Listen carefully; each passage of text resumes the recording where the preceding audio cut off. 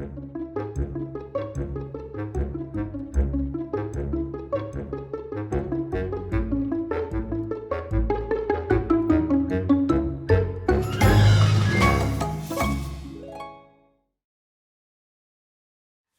my name is Sha-En, and I'm the founder of Happiness Scientists.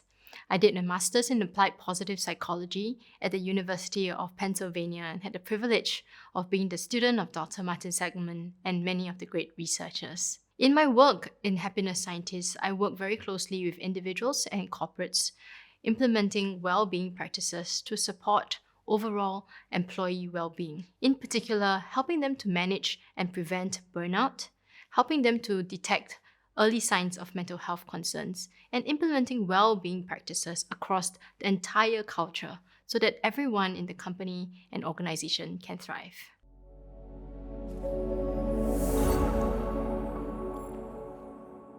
My Infijoy course is on preventing and managing burnout. Now, burnout is defined as excessive and prolonged exposure to uncertain periods of stress. And you can imagine that it is something that many people experience, especially as work hours seem to be stretching even longer, and there have been increased demands on employees. Learning how to prevent and manage burnout is really critical because the recovery from burnout often takes a very long time. Going in at the prevention stage means that you are able to then become more aware and manage the signs as early as possible. Some of the signs and symptoms of burnout include, number one, feeling exhausted or fatigued. And this doesn't mean just physical exhaustion, we're also referring to emotional and mental exhaustion. The second sign is a sense of cynicism or feeling like you're not being appreciated for the things that you do. And you can imagine that after putting long hours of work over and over again, and you don't seem to feel that people are appreciative or that maybe even getting reprimanded by a supervisor, that can lead to a sense of cynicism or jadedness. The third sign of burnout is what we call inefficacy. What this means is that you could have been used to getting through 10 items on your to-do list previously, but now getting through 3 is already a feat. Not only that, when you're doing your work, for example, typing an email, it might have taken you half an hour to do it before, but now even just trying to produce one sentence seems challenging and maybe even confusing. Putting the 3 signs and symptoms together, these are the classic conditions for burnout to occur. The difference between burnout and stress can be communicated by an analogy. So imagine if you have a cup that is full. Well, when your cup is full, you can perhaps do your work as you normally did and feel good and function well. However, as you do all the work, this cup slowly gets drained. And because sometimes there's an overwhelm of work and you don't have sufficient resources to cope with it, when the cup is drained, that's when you start to feel exhausted and burnt out. Using the same cup, stress, on the other hand, is that you have already got quite a lot of things on your plate, and then suddenly there's an avalanche, a whole bucket of water is poured over you, and you start to feel increasing amounts of stress and pressure. So in a nutshell, burnout is like getting drained and empty, and stress is getting too full such that it's overpouring and you can't manage it.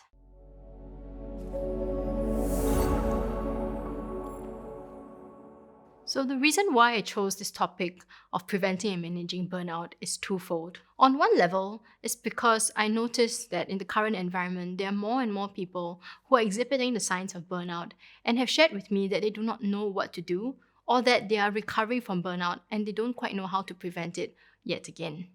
They share with me that the recovery from burnout is a long and painful process and they will not wish it upon anyone to actually experience that. The second reason is more personal. Many years ago, in my first job, I think I experienced burnout. At the time, I did not know it, but what transpired was, after long hours of working, every day felt really stressful. And even though I was trying my best, I was not getting enough sleep, and I was in a profession which was giving and giving and giving and taking a lot out of me, both mentally, emotionally, and physically, that after doing that for quite a number of years, I ended up in hospital feeling extremely exhausted. And in fact, a minor health condition had appeared. I ended up spending 7 days in hospital because my body needed to heal and recover. The road to recovery was a long and painful one, and at the time, I wished that I knew exactly what to do. That is the second reason why I'm designing this course and delivering it to you.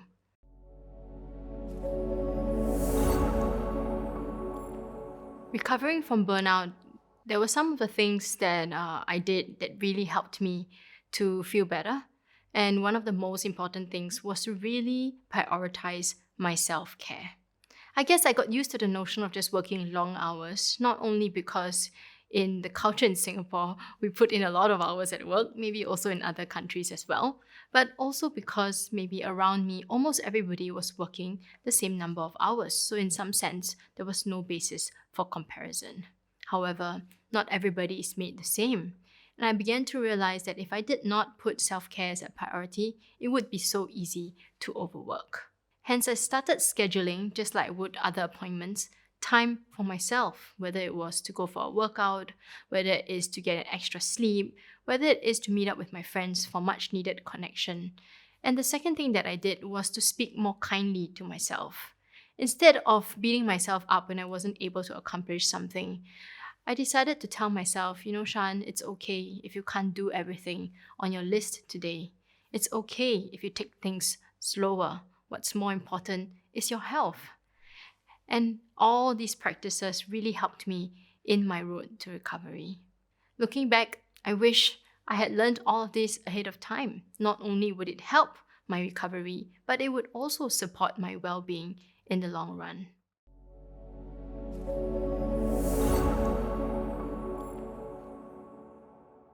I'd like to introduce to you the 5 stages of burnout. The first stage is what we call the honeymoon phase. This is likely maybe you're going to a new job or you've got a new project or a new task. And at the moment, your coping resources are still able to manage. And even if there are stresses or there's some level of stress, you still feel very optimistic during this phase. The second stage is what we call the onset of stress. And as the name implies, it is when you start noticing the early signs of stress, such as anxiety and fatigue. And that's when you probably have gotten a bit more into the task or the job, and stress is starting to set in because the workload is piling up. The third stage is what we call chronic stress. And chronic simply means that the symptoms of stress and anxiety and overworking have become quite habitual.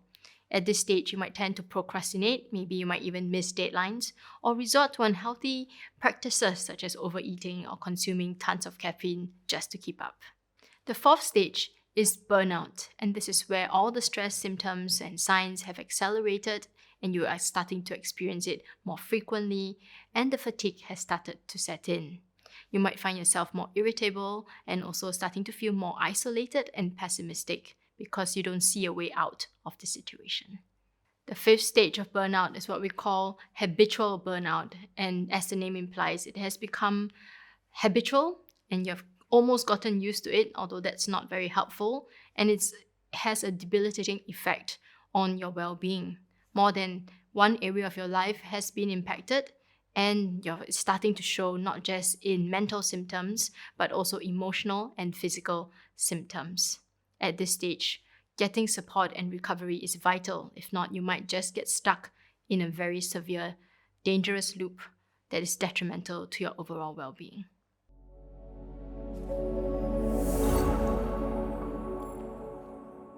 There are many tools and strategies to manage and prevent burnout. In my Infijoy course, I share with you many strategies to do so. But for now, I'd like to share one of them with you, and that is to do a little bit of an audit on the internal and external causes of burnout. Internal causes refer to something that's happening within you. For example, ruminating over negative thoughts, having high pressure and high expectations created for yourself, not exactly from society or pressures from outside. Those are some examples. In terms of the external pressures, it could be unclear work demands or just simply unreasonable workload, or maybe some toxicity or bias that's happening at the workplace. So do the audit and perhaps you can get some clarity on where the pressure is coming from. Is it something internal or is it something external. One of the strategies that has really worked for me is to create a self-kindness mantra. Essentially, it is a phrase or a saying that you can say to yourself, particularly when your inner critic is having a field day and telling you all the nasty things about you. How you can get started is perhaps thinking of some calming phrases that when you say to yourself makes you feel more assured or more comforted, or you may even want to seek some inspiration of pictures that remind you how to be kinder to yourself. For me, I came up with the phrase, I'm doing the best that I can given the resources that I have. And I repeat this to myself several times a day, and perhaps even more when I'm going through a stressful period. It's helped me so much, and I make it very visible for myself by taking a picture of it and putting it on my phone, having it in front of me, in front of my computer and my work desk, and even sharing it with other people in my life so that they can hold me accountable. Overall, having a mantra has been a great source of comfort and assurance, and it's something that's easy to get started on. Most importantly, it must be something that when you say to yourself, it feels authentic. Everybody's phrase is going to be different. Have fun making your mantra, and hopefully you'll come up with something that resonates with you over and over again.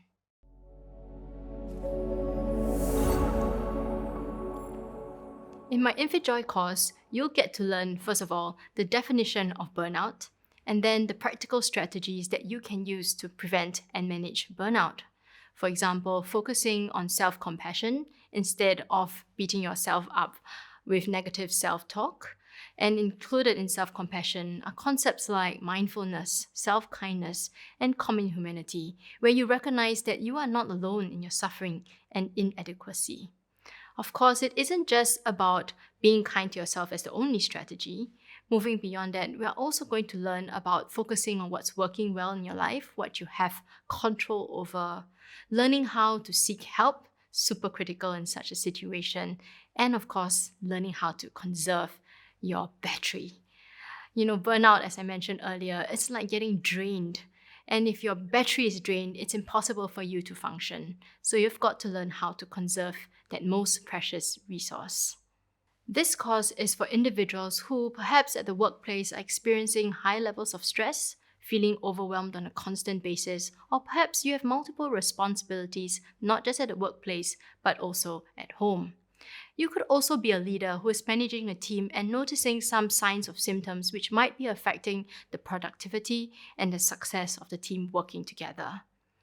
I hope that you'll join me on this course as we learn together about burnout, importantly, so that we can manage and prevent burnout before it falls on us. The road to recovery from burnout is a long and painful one. So if you learn the strategies as early as possible, that will support your well-being and your team's well-being as well.